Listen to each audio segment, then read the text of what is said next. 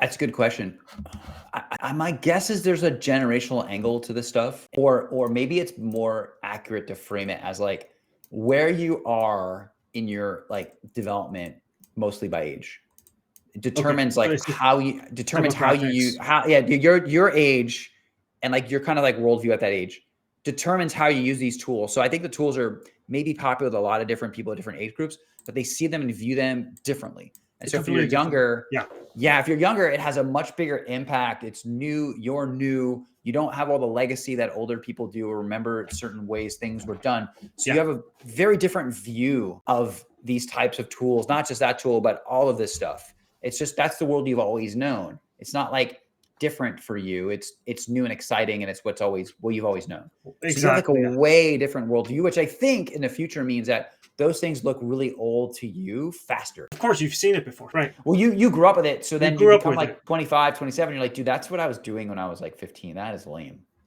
So okay, so it's lame, but then nostalgia hits, right? It's the same way that like '90s appeal is coming back, right? And then hilariously, so basically, what I'm predicting is like in 20, 30 years, all of these like shitty Oh yeah, AI created things will come back as like retro. for sure. I'm at the age where like nostalgia just seems to know no end. So actually, I think I can even frame it. I understand it demographically, like Yeah. when nostalgia really starts to take off, because I think Hollywood is very good at using this. Right. When Okay. when Right. people have kids, so anywhere from like mid 30s, people having kids later, right? So like in your Yeah. 30s to later, you have children, and they make like children's movies and children's content, and they realize that if they add a lot of nostalgia to it, set it in the 80s or something, so the parents enjoy it too. And I think that's where like the nostalgia Right. really kicks in. Right. I think this has always been around. Like I remember when I was a kid, there was this movie called Stand By Me that was about Of kids in course. the Yeah. 50s. And I thought it was like really fun. Yeah, this is very famous. I thought it was a really fun movie. But I realized now as an adult that I was really young. That movie was designed to appeal to like my parents. I see. They kind of remember that. Maybe they're like, it was a little bit of a not perfect, but like, and I think Hollywood got better at Yes. this.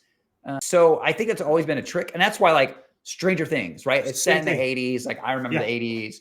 All these people my age remember the 80s. And kids love it because it's kind of fun and it's about kids and it's a kid show. So they're enjoying it. And the parents are enjoying it because the nostalgia Of the aspect 80s. is great for them.